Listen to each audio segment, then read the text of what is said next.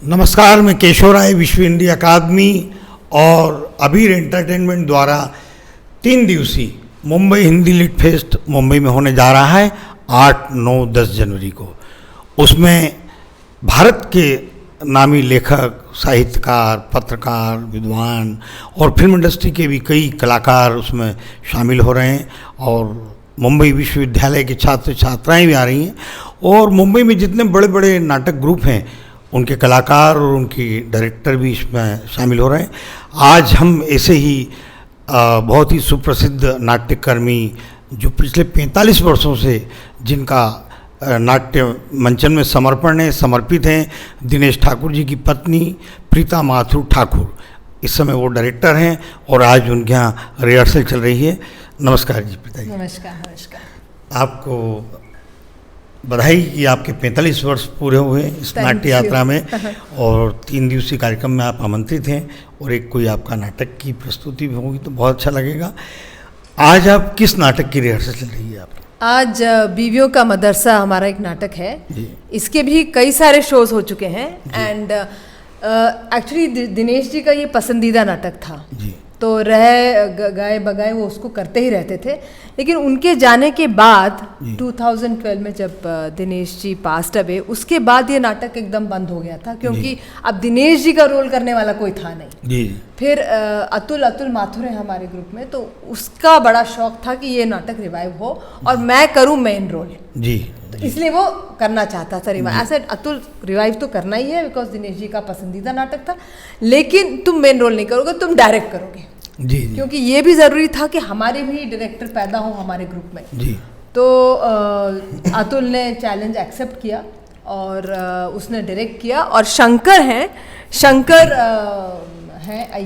अय्यर ये अब इसमें जो मेन रोल जो दिनेश जी करते थे वो रोल अदा करते हैं।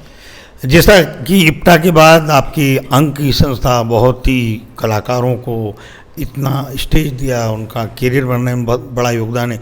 दिनेश ठाकुर जी क्या आज भी कई कलाकार जगह जगह जिक्र करते हैं और अभी मनु भंडारी जी का जब देहांत हुआ तो दिनेश जी को और काफ़ी याद किया गया। तो आप अभी उस फिल्म के बारे में या दिनेश जी का उस फिल्म के बारे में कुछ बताएं कि दिनेश जी ने वो फिल्म की थी, उसके बाद और कितनी फिल्में दिनेश जी ने की थी, क्योंकि ताज़ा मामला इसलिए जिक्र करना जरूरी है। नहीं, ये तो हम लोगों को भी उस समय पता नहीं था, बाद में पता चला कि कहानी मनु भंडारी जी की थी जी। तो एक्चुअली ये जो फिल्म थी Rajnigandha, which actually made Dinesh ji career ji. एक अलग ही उनको एक अलग रोल में प्रस्तुत किया गया, जो एक हीरो तो नहीं था लेकिन ऑडियंस की सिंपैथी बिल्कुल इस रोल के साथ जाती थी। तो which was a very unique thing for Dinesh ji and इससे उनको बहुत सारी प्रसिद्धि मिली। He became quite a household name.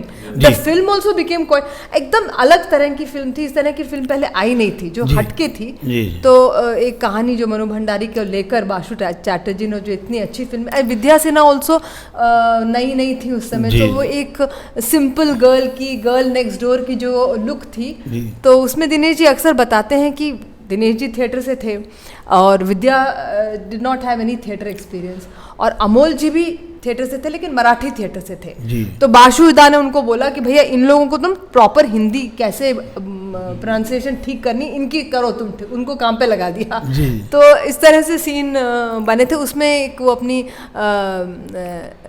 जो हमारे ग्रुप में है रजिता जो विद्या सिन्हा की फ्रेंड बनी थी, तो कई उस फिल्म के बाद वो बिल्कुल गायब ही हो गई और उसके अरसे बाद वो एक बार आकर मिली दिनेश जी से कि अब मुझे थिएटर करना है जी। तो इतने दिनों बाद वो यादें भी ताज़ा हुई, तो अभी भी वो हमारे साथ करती हैं। क्योंकि अभी बात चली थी कि 2 स्टारों का जन्म हुआ, कहने का मतलब एक थिएटर के मतलब वो बादशाह, कहने का मतलब बहुत बड़ा नाम दिनेश जी का है और अमोल पालेकर फिल्मों में निकल गए, तो ये बात काफ़ी चर्चा का विषय रही इस दौरान। तो लेकिन ये भी एक बात रही कि दिनेश जी ने थिएटर को ही अपना पूरा समय दिया, उसको छोड़ा नहीं। फिल्मों के लिए भी कई फिल्में छोड़ दी उन्होंने, टीवी सीरियल छोड़ दिए, लेकिन थिएटर नहीं छोड़ा। ये भी इस तरह की बात है।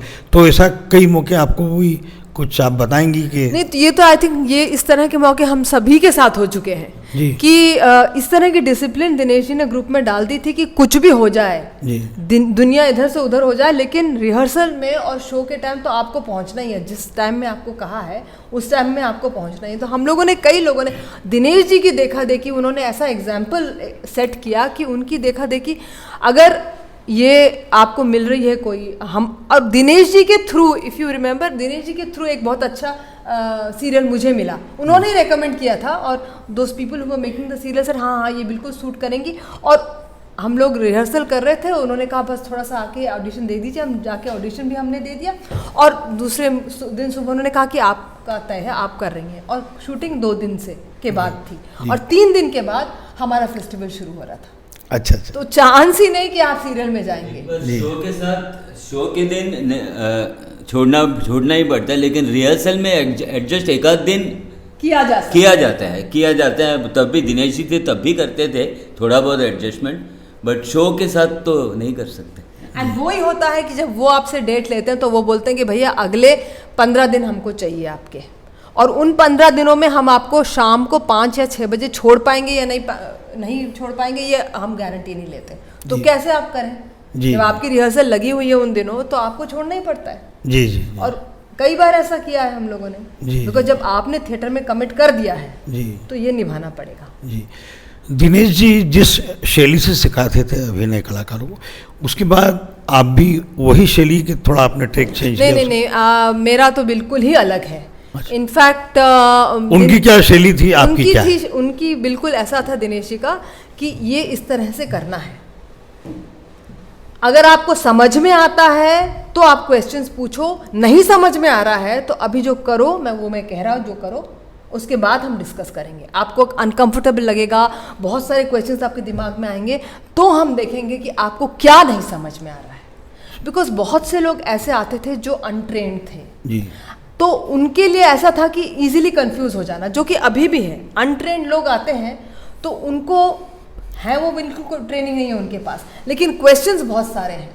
आपको हम क्या समझाएंगे जब आपकी ट्रेनिंग ही नहीं है? मैं बोलूँगी आप बेस में बोलिए, आपको पता ही नहीं बेस क्या होता है। मैं बोलूँगी पिच चेंज करिए, आपको पता ही नहीं पिच क्या है। क्या बात, जब आपकी ट्रेनिंग ही नहीं है तो आपको क्या पता चलेगा कि मैं क्या बोल रही हूँ? तो इसीलिए आपको जो कहा जाए, आप मुझ पे ट्रस्ट करो। दिनेश जी से से दैट कि आप मेरे पास काम करने आए हो, मैं आपको सिखा रहा हूँ, आप मुझ पर आस्था रखो, फेथ रखो, और जो मैं कह रहा हूँ वो करो। एंड ये हमने सबने ऑलमोस्ट किया है, और हमें खुद जगह मिल गई है, रास्ता मिल गया है, समझ में आ गया है कि क्यों दिनेश जी कह रहे थे जो वो कह रहे थे जी। और जब भी became a little more senior, we got to ask questions. बहस भी होती थी, पर वो एक अलग समय के बाद। आपकी शैली क्या है? मैं ऐसा नहीं करती हूँ, मैं बताती हूँ कि ऐसा करना है। आई इवन एक्सप्लेन कि मैं क्यों ऐसा चाहती हूँ। अच्छा। एंड मैं ये कहती हूँ कि भैया अगर आपको बिल्कुल भी समझ में नहीं आ रहा तो हम आके डिस्कस कर सकते हैं। आई डोंट लाइक कि तुमको ऐसे ही करना है तो तुम ऐसे ही करो। And Dinesh ji had that kind of a personality. I prefer more कि तुम डिस्कशन करो, तुम भी बोलो। मैं तो ये भी चाहती हूँ कि अगर कोई रिहर्सल हो रही है और Aman has a very good idea, फिर अमन ने कहा कि मैं ज़रा बताऊँ कि ऐसा करो, अगर ये डाल दो ऐसा, तो fine, if that is good let's go with it. Ajay बोलता है यार प्रीता जी एक बात है कि अगर ये ऐसा करे और ऐसा मूव कर ले, एंड आशीष कि मैम मैं ऐसा कर लूँ, करो देखते हैं। सो बट दिनेश जी के साथ हम लोग बाद में जाके बोलते थे, दिनेश जी अगर मैं चाहता हूँ कि मैं ऐसा करूँ तो हाँ ठीक है, ट्राई करेंगे नेक्स्ट टाइम। तो उनका was more, because the thing was that he knew us better than we knew ourselves as actors. Okay जी। Okay, you want to do this? Okay, I have this suggestion, he has that. So we have a more consensus kind of thing. The way we move is a bit more of a consensus. But yeah, consensus है, discussions है, all suggestions are invited, but the final word is going to be mine if I am directing it. जी। जो director है final word उसका होगा, लेकिन suggestions are welcome. Ji. So this is the way we are growing. क्योंकि अब मेरे साथ ऐसे लोग हैं जिनका एक्सपीरियंस मेरे जितना ही है या थोड़ा सा कम होगा, या शंकर का मुझसे ज़्यादा है, he is older than me in the theatre group. जी। तो हम कंसेंसस के साथ बढ़ रहे हैं, फिर भी फाइनल जो डिसीजन है वो डायरेक्टर का। 45 वर्ष पहले अंक, और उसके बाद जो यात्रा, नाट्य यात्रा, नाट्य कला यात्रा, कहाँ कहाँ किस किस मोड़ पर कैसा आगे बढ़ते गए, कहाँ आपको लगता है अपने कब कब और ज़्यादा बढ़ाने की इच्छा इसमें रखी कि ये होना चाहिए, होना, कहाँ कहाँ बदलाव हुए और कहाँ कहाँ विकास हुआ इसका? दिनेश जी का था, he had a clear vision, बहुत क्लियर विजन था कि मैं इस तरह के, इस साल में मुझे कुछ इस तरह के नाटक करने हैं। एंड उनका था कि वो इतना पढ़ते थे, उनकी ऑलरेडी एक विश लिस्ट थी उनकी, what you call a wish list, कि ये नाटक मुझे करने हैं, जो सही लोग मुझे मिलेंगे तो मैं उनके साथ ये नाटक करूँ। कन्यादान जो विजय तेंदुलकर का नाटक है, विजय तेंदुलकर के बहुत सारे नाटक दिनेश जी ऑलरेडी कर चुके थे। इनफैक्ट विजय तेंदुलकर साहब को हिंदी में जो बढ़ावा मिला और उनकी जो प्रतिष्ठा हुई वो अंक की वजह से हुई और दिनेश ठाकुर जी की वजह से हुई, क्योंकि हम लोगों ने इतने सारे विजय तेंदुलकर के नाटक किए। और कन्यादान एक नाटक था जो बहुत पहले से करना चाहते थे, लेकिन उसका मौका ही नहीं मिला। अंजी हो गया, जात हो गया, बहुत सारे और नाटक हो गए, कमला हो गया, हत्तेरी किस्मत हो गया, लेकिन कन्यादान की बारी नहीं आई। In 1992, I had 91. I had joined Ank. 1992 में he said कि बस you have to do this कन्यादान। तो for me, Dinesh Thakur, Prithvi theatre and Vijay Tendulkar, these were my three main teachers. And वो भी विजय तेंदुलकर का कन्यादान। That was my high school graduation in theatre, so to say. तो वो उनका एक विजन था कि ये नाटक करने हैं मुझे, और जब जैसे मौका मिलेगा, गोटियां फिट होती हैं कर लो। और जिस लाहौर ने देखा, वो कब का पुराना नाटक है, 88, 87, 86 में हुआ था, लेकिन दिनेश जी ने कब किया, 2003 में। वो गुजरात का जो सारा सिलसिला हुआ था, उसके बाद उनको एक ऐसा नाटक चाहिए था जो आपको दहला दे, जो आपको समझाए, जो सहानुभूति दे, और एक और मलहम का भी काम करे। तो उन्होंने जिस लाहौर ने देखा तब किया था, पर वो उनके दिमाग में घुल रहा था। तो उनके दिमाग में ऐसी चीज़ें घुलती रहती थी और समय आने पर, सही समय पर वो सही नाटक निकालते थे। जी। और हम लोगों ने क्या किया, जब दिनेश जी के बाद तो दो तीन चीज़ें थी। एक तो ग्रुप को एकदम सही संगठित रखना है, बिखरना चाहे ग्रुप, और जो ग्रुप में लोग हैं उनको ग्रोथ मिले, जी, और ग्रुप को ग्रोथ मिले, और ग्रोथ इस तरह की मिले कि हम कुछ अलग चीज़ें करें। सो हमने दूसरे डायरेक्टर्स को इनवाइट किया जिनके अपने विजन थे, लाइक बजाज साहब, राम गोपाल बजाज साहब, अंकुर जी आए, और अशोक मिश्रा जी आए, और फिर वीना बख्शी के साथ हम लोगों ने काम किया। तो 5-6 न्यू डायरेक्टर्स के साथ हमने काम किया, क्योंकि हम लोगों का विजन, मेरा विजन ये था कि कुछ न्यू इन्फ्लुएंसेस आए, नई तरीके से हम लोग नई चीज़ें सीखें, एंड इंडिविजुअल ग्रोथ हो। और एक बहुत इंपॉर्टेंट चीज़ थी कि हम में से ही डायरेक्टर्स भी पैदा हो। तो मैंने अमन को कहा, अतुल को कहा, तो अतुल ने तो डायरेक्ट किया, अमन की बारी है, शंकर की बारी है जी। तो अब मैं चाह रही हूँ कि ये लोग भी कुछ डायरेक्ट करें जी, एंड ये इस तरह के हमारी ग्रुप। और मोस्ट इम्पॉर्टेंट हमारा ये भी था कि दिनेश जी के नाम से बहुत सारे फेस्टिवल्स हों। जिन जिन जगहों पे दिनेश जी जाना चाहते थे, छोटी जगहों में, जैसे अजमेर हम गए, अजमेर हम कभी नहीं गए थे, पर अभी last year just before the Covid हम लोग अजमेर गए, और आगरा गए, लखनऊ गए, भीलवाड़ा, उदयपुर, जयपुर, बीकानेर। कौन सा नाटक किया वहाँ पर? बहुत सारे अलग नाटक हमने भोपाल 2 बार गए, तो हाँ, तो एंड देहरादून। तो यहाँ पे हमने फेस्टिवल्स किए दिनेश जी के नाम पे। सो ये एक बड़ी हमारी अचीवमेंट रही कि इस तरह के फेस्टिवल्स हमने बहुत ज़्यादा किए दिनेश जी के जाने के बाद, और फिर नए प्रोडक्शंस बहुत सारे हुए। अच्छा। हाँ, मतलब after Dinesh ji passed away in 2012. This is 2022. So 21. 9 years. 9 years में एटलीस्ट 6-7 न्यू प्रोडक्शंस हो गए। हाँ, कोविड की वजह से 3 भूमिकाएं तो आप निभाती हैं, अभिनय, निर्देशन और प्रोडक्शन भी। क्या लेखन भी आपके लिखे हुए नाटक हुए? हाँ, अब हम कुछ थोड़ा सा लेखन शुरू कर रहे हैं, और वो भी बच्चों के नाटक के साथ।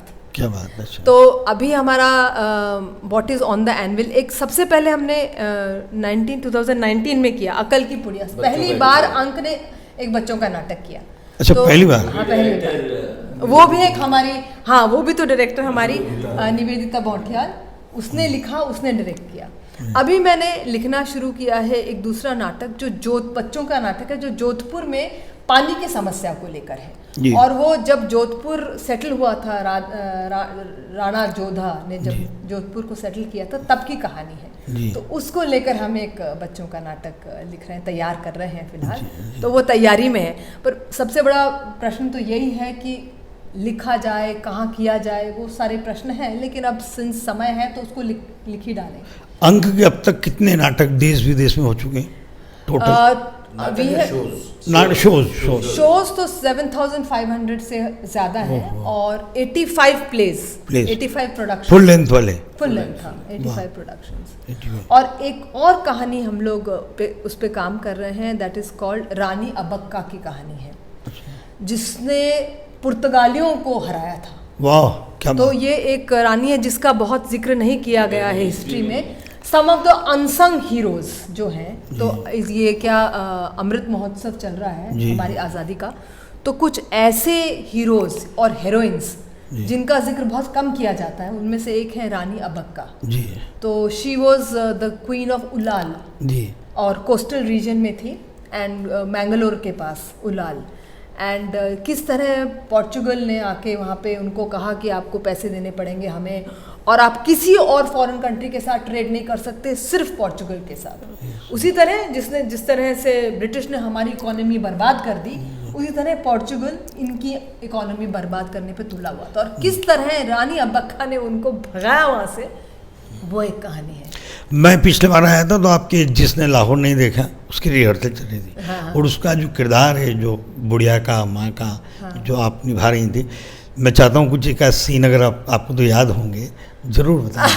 बहुत, क्यों देश विदेश में मैं कह रही हूँ वो लिटिल बिट आप उसमें से डाल दीजिए। वो हम लोगों ने किया था ना, कुछ उसमें से डाल दीजिए ना। अब यहाँ का, अब हम लोग तो बीओ के मदरसा में रमे हुए हैं, तो उसमें से बिट आप निकाल के डाल दीजिए। हम लोग ने किया था। अरे बहुत, और आपका तो अभिनय बहुत कमाल है उसमें, बहुत ही कमाल है। वो हमने वहाँ भी किया था जब असगर साहब आए थे। असगर साहब हमारे कार्यक्रम में भी आए थे ना, तो हमें बहुत मानते हैं असगर साहब, आपका जिक्र करते हैं। पुष्पा भारती जी भी आपका बहुत जिक्र करती हैं। हाँ, वो तो मतलब उन लोगों की हमारे ऊपर छत्र छाया है, उनकी ब्लेसिंग्स हैं पुष्पा जी की। हाँ, पुष्पा जी की बहुत, हमेशा जब भी हम कुछ डालते हैं फेसबुक पे कुछ, हमेशा उनकी ब्लेसिंग आ जाती है कि तुम लोग बहुत अच्छा काम कर रहे हो, करते रहो।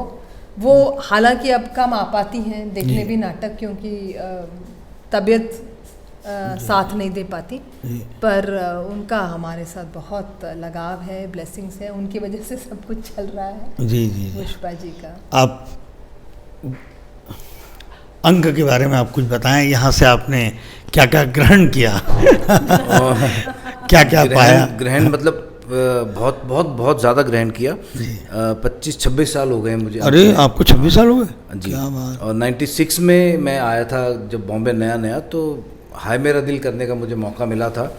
उसमें एक छोटा सा कैरेक्टर है, मतलब छोटा इन द सेंस कि लेंथ में छोटा है, इंपॉर्टेंट कैरेक्टर है मोहन।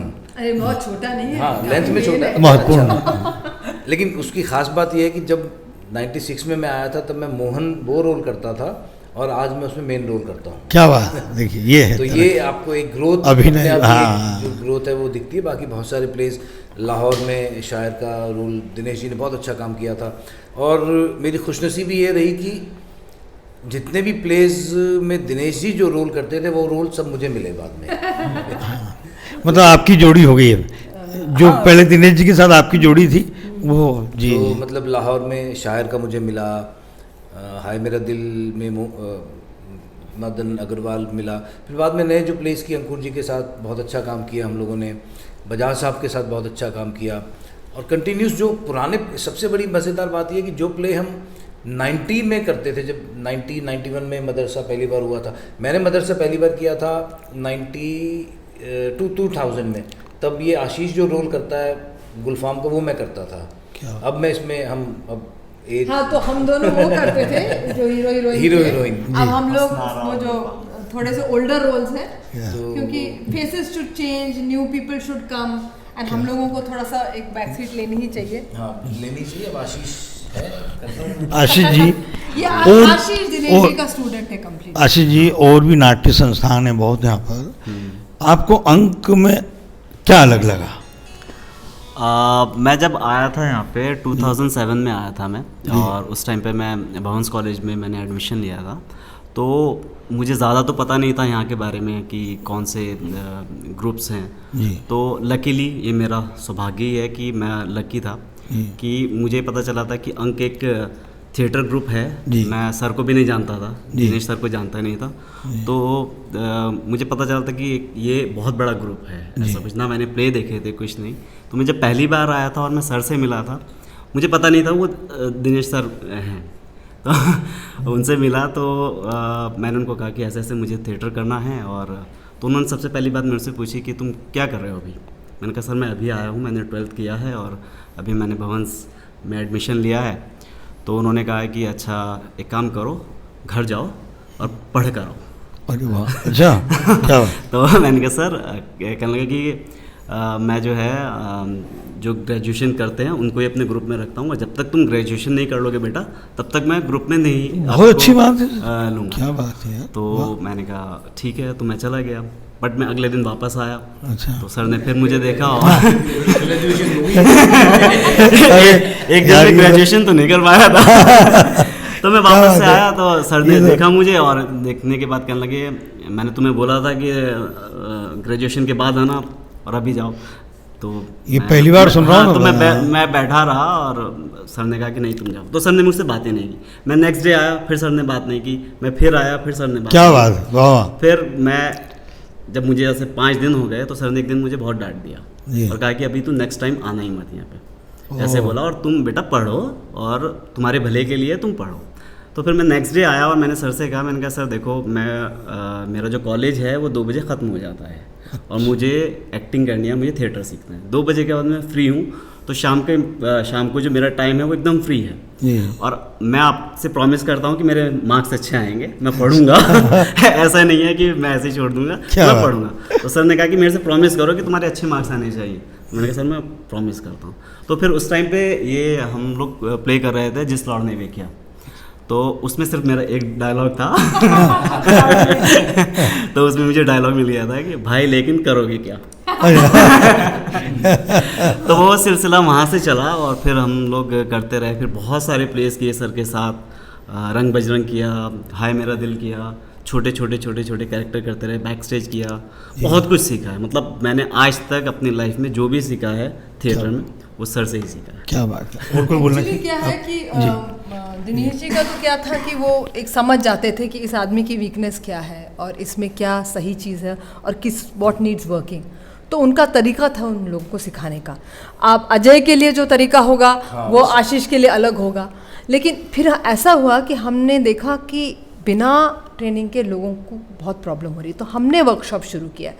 तो जैसे आशुतोष है और शुभ है, ये लोग हमारे वर्कशॉप के प्रोडक्ट्स हैं।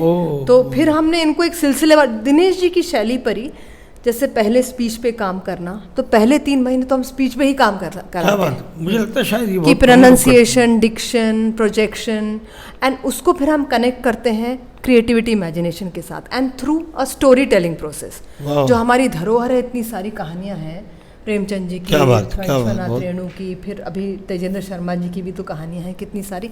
इन सब कहानियों के थ्रू हम इनकी स्पीच पर काम करते हैं, कैरेक्टर एनालिसिस पे, किस तरह से टेक्स्ट को किस तरह से ट्रीट करना है, पढ़ना कैसे है, वहाँ से शुरुआत होती है। क्या बात। तो ये लोग हैं हमारे वर्कशॉप के। अब इस दौरान जब बीच में ये कोविड हो गया, तो ये जो कहानियाँ हमने यूज़ की थी लोगों को ट्रेन करने के लिए, ये कहानियाँ फिर हमारे सामने आई कि अब हमसे कुछ करवाओ। तो हम लोगों ने एक दास्तान गोई सीरीज़ शुरू की। अच्छा। जिसमें हम वीडियो नरेशन ऑफ स्टोरीज करते हैं, मेकअप करके अपने अपने घरों से।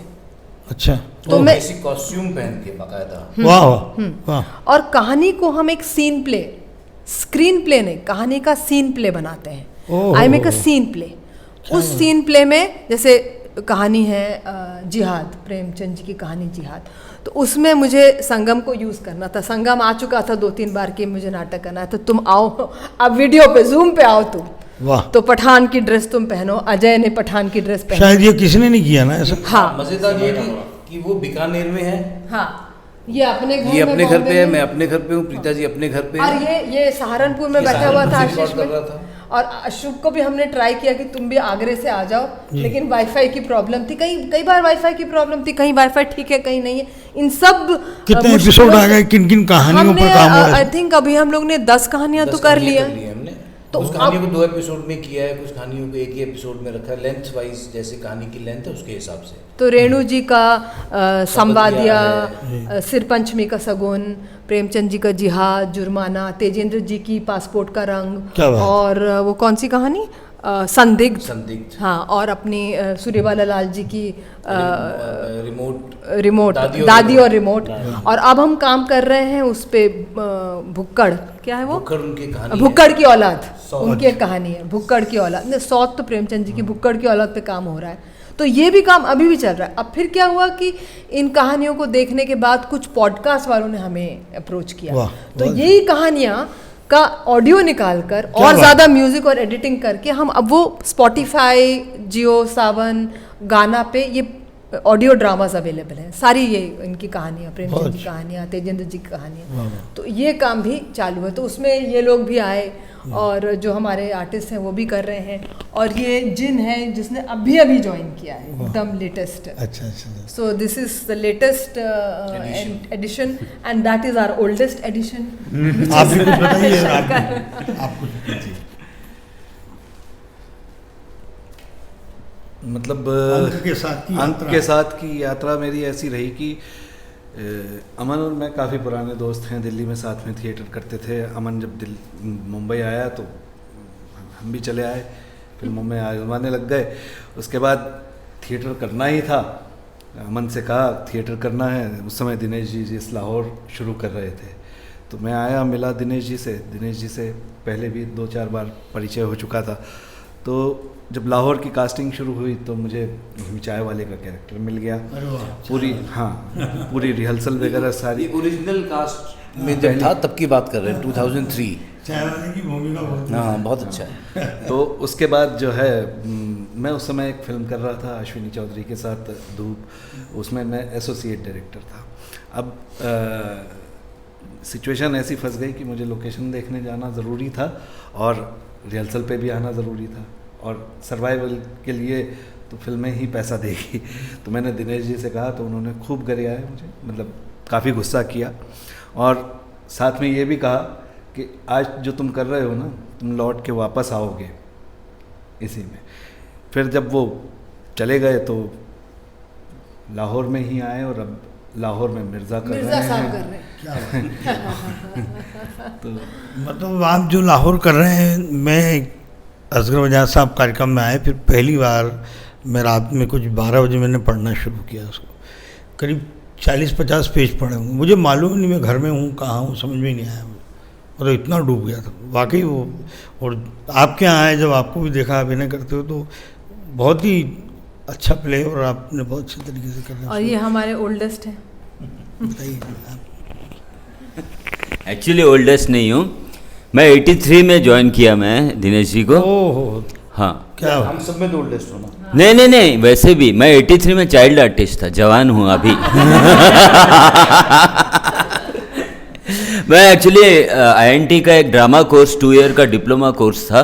वो कोर्स करने के बाद मैं एक हिंदी ग्रुप की तलाश में था, मुझे सबसे अच्छा लगा ये जो अंक, तो मैंने दिनेश जी को अप्रोच किया किसी के ज़रिए, एंड आई स्टार्टेड। तो मैंने बहुत सारे प्लेस किए। फिर मैं 91-92 में लास्ट किया था, महाभोज किया था। महाभोज करने के बाद मुझे महाभोज में मनु भंडारी का महाभोज किया था, उसमें मैंने 2 किरदार प्ले किया था, दोनों बुढ़े थे। ओके, उसके बाद मैं डायरेक्शन में, फिल्म डायरेक्शन में चला गया, मतलब मैं बहुत बिजी हो गया, यशराज फिल्म्स एंड ये मैं एसोसिएट डायरेक्टर भी बना। तो उसके बाद फिल्म ज्वाइन करने के बाद बीच में कुछ स्टोर वोर आया था तो टाइम निकाल के कर लेता था, लेकिन मैं मोस्ट ऑफ द प्लेस जो मैं करता था मुझे छोड़ना पड़ा। तो दिनेश जी ने मुझसे एक बात कही, तू कर ले राइटिंग, क्योंकि मैं डायलॉग राइटिंग भी करता था फिल्म में, राइटिंग डायरेक्शन जो तू कर ले, तेरे को बनना तो एक्टर ही है। आज उनकी बात सच हो रही है। मैं फिर से डायरेक्शन सब छोड़ के एक्टिंग में घुस गया हूँ फुल टाइम। दिनेश जी वाला रोल क्या? But Dinesh, he was an institution by himself. मतलब उनके जैसा कोई नहीं।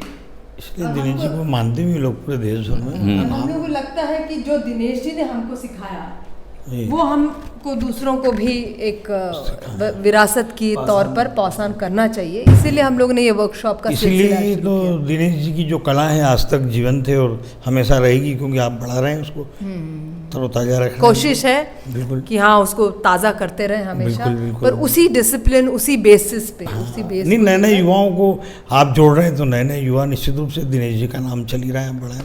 और कोई बोलना चाहेंगे? यस। जी, मैं तो मेरा ऐसा रहा कि मैं शुरू में दिल्ली में कुछ टाइम थिएटर किया, उसके बाद फिर मुझे टेलीविज़न से बहुत काम मिलने लगा दिल्ली में ही। मैं आकाशवाणी के, दूरदर्शन के प्लेज में जुड़ गया और काम करने लगा। फिर बॉम्बे आया, थिएटर करने का बहुत मन था मेरा। मैं चाहता था कि किसी अच्छे ग्रुप के साथ थिएटर करूं, सीखूं, पर मैं टेलीविज़न में करता गया और बॉम्बे आने के बाद ही फिर मुझे आते ही टेलीविज़न में काम मिल गया, मैं करता रहा। फिर 2016 में 17 में ब्रेक सा लगा। फिर मैंने कहा ये अच्छा टाइम है। फिर मैम से मैं कोविड से थोड़ा टाइम पहले मैं मिला जाके कि मुझे प्ले करना है, और इनफैक्ट मुझे रेफरेंस मिला बजाज सर के यहाँ से। बजाज सर और मैं एक स्टार प्लस के पायलट के शूट करने के लिए हम साउथ में थे, तो वहाँ उन लोगों ने मुझे बताया कि आप यहाँ जाके मिलिए प्रीता मैम से, और मिला। मैम के टच में रहा। फिर वो कोविड के टाइम में जब हम बिल्कुल डूब रहे थे मानसिक रूप से, तो मैम ने कहा ये करते हैं हम, और उस सीरीज़ को जो हमने शूट किया, और पता नहीं क्या मिला हमें, लेकिन मुझे ये मिला कि मानसिक सबलता दी उस काम ने बहुत। वो हम घर बैठ के जो करते थे रियाज, वो हमारा चालू रहा, क्योंकि गाने वाला तो अपना हारमोनियम लेके शुरू हुआ था, हम घर में क्या करें, मतलब दिन भर तो मुंह बनाएंगे नहीं बैठ के एक्टिंग करने के लिए। खाना बना के भी थक गए थे, अब करें तो क्या करें, जलेबी वलेबी सब तल ली, समोसे भी बन चुके हैं। और फिर ये है कि वो आया और हम लोगों ने रिकॉर्ड करना शुरू किया, और उसी दौरान मैम ने एक प्ले के लिए भी मुझे बोला, बीवियों का मदरसा। हमने एक प्लेटफॉर्म के लिए हमने उसकी शूटिंग करी, और फिर दूसरे प्ले में मैम ने मुझे फिर मौका दिया, और ये मेरी ब्लेसिंग्स है कि मैं इन लोगों के साथ जुड़ा। और दिनेश सर से तो मैं नहीं मिल पाया, और पर ये है कि उनके साथ के लोगों को मैं दिनेश सर मान के ही उनसे आशीर्वाद लेता हूँ, और वो काम कर रहा हूँ। बस ब्लेसिंग्स बनी रहे उनकी। बहुत बढ़िया जी। I am very thankful that ma'am और सर ने मुझे लिया। मैं 2017 में मुंबई आया था कॉलेज ख़त्म करके। कॉलेज में मैं पार्ट टाइम थिएटर करता था, लेकिन मेरा स्पीच और मेरी वॉइस बहुत ख़राब थी, मैं बहुत फास्ट बोलता था। तो ये बात मुझे आज तक बहुत कम लोगों ने बताई, मतलब पता ही नहीं थी। थोड़ा बहुत बोल दिया, बच्चों ने चढ़ा दिया, लेकिन यहाँ पे आने के बाद मैम और सर ने मुझे स्टेप बाय स्टेप गाइड किया कि कैसे बोलना है। आज भी मैं काम करता हूँ, लेकिन सारा गाइडेंस मैम और सर का है, और इसलिए मैं बहुत थैंकफुल हूँ मैम के लिए और सर के लिए। एंड फिर मैंने मैम के साथ प्ले किया, जिस लाहौर नहीं देखा, उसमें मेरा एक डायलॉग था। और अब कोविड से पहले मैंने 2 शो किए as a one of the lead role, Javed का रोल किया। So that is a growth now that I am seeing myself and doing new plays and new. So I am very helpful to the opportunities which ma'am और sir has given me. वाह, क्या बात। तो ये जो जैसे कि आजकल हम पढ़ते हैं, अंतिम सवाल ही कि जॉन अब्राहिम या और भी कई कलाकारों को पढ़ते हैं, उनको वॉइस मॉड्यूलेशन और ब्रीदिंग, है ना, डिक्टेशन वगैरह सब की ज़रूरत पड़ती है। तो आप लोगों की शरण में ही आते हैं, और आप उनको आज जो आपके थिएटर से जुड़ जाता है उसको ये पहले सब तैयारी करा देते हैं। क्या इसके बारे में? नहीं, पर यही बात है कि बहुत ज़्यादा लोगों को लगता है कि इसकी ज़रूरत नहीं है। That is a pity, because बहुत सारा लोग, बहुत ये सारे जो फिल्म लोग, स्टार बनते हैं उनको लगता है नहीं है। फिल्म स्टार नहीं, थिएटर भी करना चाहते हैं, तो उनको लगता नहीं है कि उन्हें इस ट्रेनिंग की ज़रूरत है। तो अभी कुछ लोग हैं जो हमारे साथ जुड़े हैं, जो हमारे साथ प्ले में भी कर रहे हैं, लेकिन वो हम लोगों को उसकी कमी महसूस होती है कि जिसकी आवाज़ ट्रेंड नहीं हो तो वो आवाज़ बिखर जाती है, और उसको समझाओ तो उसको समझ में आता नहीं है, क्योंकि आपने जब ABCD नहीं सीखी हो तो XYZ के बारे में आपको हम क्या बताएंगे। तो ये वॉइस की ट्रेनिंग एक बहुत ज़रूरी ट्रेनिंग है। मॉड्यूलेट करना वॉइस को, कौन से पिच पे रखना, कौन सा कहाँ पिच इंक्रीज़ करना, किस तरह से ब्रीद करना, बेसिकली सही ब्रीदिंग ही सबसे इम्पोर्टेंट चीज़ है। और हम लोग आम जिंदगी में भी सही ब्रीदिंग नहीं करते हैं। Lungs are used only maybe a percentage of what is actually available to us. तो ये सारी प्रॉब्लम्स जो हैं ये बहुत, इसकी ट्रेनिंग और समझदारी बहुत ज़रूरी है। जो एनर्जी आपको मिलती है राइट ब्रीदिंग से, वही आपके चेहरे पर दिखती है और वही आपकी आवाज़ में खनकती है। तो ये आप शुरू से सिखाते हैं ये बच्चों को? ये this is the first step, speech is the first step. आप, मैं आपको बताऊं, बजाज साहब की का तो पूरा नाटक, अगर वो 2 महीने नाटक की रिहर्सल करते हैं तो 1.5 मंथ सिर्फ बैठ के रिहर्सल होती है। स्पीच पे काम करते हैं, सिर्फ स्पीच। सिर्फ स्पीच पे। अगर आपके पास right note, right inflection, right diction, right energy आ गई आवाज़ में, काम हो गया। उसके बाद तो आपको मूव करना है। उनका कहना ये एक बार आ गया अगर आपको, तो फिर तो नाटक हो गया। बाकी तो मूवमेंट है, सिंपल है, लाइट है, वो सब चीज़ें एडिशनल है। बेसिक चीज़ ये है, मतलब लाइट्स हो गई, कॉस्ट्यूम हो गए, सेट्स हो गए, ये तो डेकोरेशन है। जो आप परफॉर्म कर रहे हो उसको डेकोरेट क्या कर बात, रहे हैं। बहुत अच्छी बात, वाह। सोल ये है। सुर होना चाहिए, राइट सुर होना चाहिए। क्या बात। क्योंकि एनर्जी भी आपको आपके अंदर से, ब्रीदिंग से आएगी। जो स्टेज प्रेजेंस क्या होती है, स्क्रीन प्रेजेंस, स्टेज प्रेजेंस क्या होती है, it's just the energy which you are emanating, and वो एनर्जी आपकी ब्रीदिंग से आएगी। Right breathing, right speech. क्या बात, वाह वाह, बहुत बढ़िया। तो 8, 9, 10 जनवरी को आप आमंत्रित हैं, आप आइए। तो आप सुन रहे थे प्रीता माधु ठाकुर को और उनकी 9 टीम तारीख को हम लोग आने की कोशिश करेंगे। बिल्कुल, 7 और sorry। 8 को हमारे ही 9 नाटक तारीख है। आप इनवाइटेड हैं हमारी जनवरी। जनवरी 9 को आएंगे। अब आपका जहाँ नाटक है हाँ, वो 7 टिकट और लेकर 8 आएंगे, हाँ। हम टिकट खरीदेंगे तो उसमें। 7 को हमारी नीता है जी। और 8 को बीवियों का मदरसा पृथ्वी है। पर हाँ, बिल्कुल। जनवरी में तो वी आर अवेलेबल। बिल्कुल, हम टिकट लेकर आएंगे, दोनों दिन आएंगे आपके। तो आप बताइए जरा, इसमें क्या है? बहुत सारे सेशंस आपने रखे हैं, 3 दिनों का फुल। जी, तो एक दिन आपका 9 या 10 तारीख को रख लेंगे आपका, और वक्ता के रूप में आप भी रहेंगे और आपका नाटक भी रहेगा। अच्छा, तो आपको स्पीकर के रूप में प्लानिंग करनी पड़ेगी, बताना पड़ेगा आपको क्या 9-10 कर तारीख का सकते रखिए आप टाइम। हैं। ठीक है, ठीक है। धन्यवाद। थैंक यू सो मच, नमस्कार। Thank you. तो मैंने आपका सुना।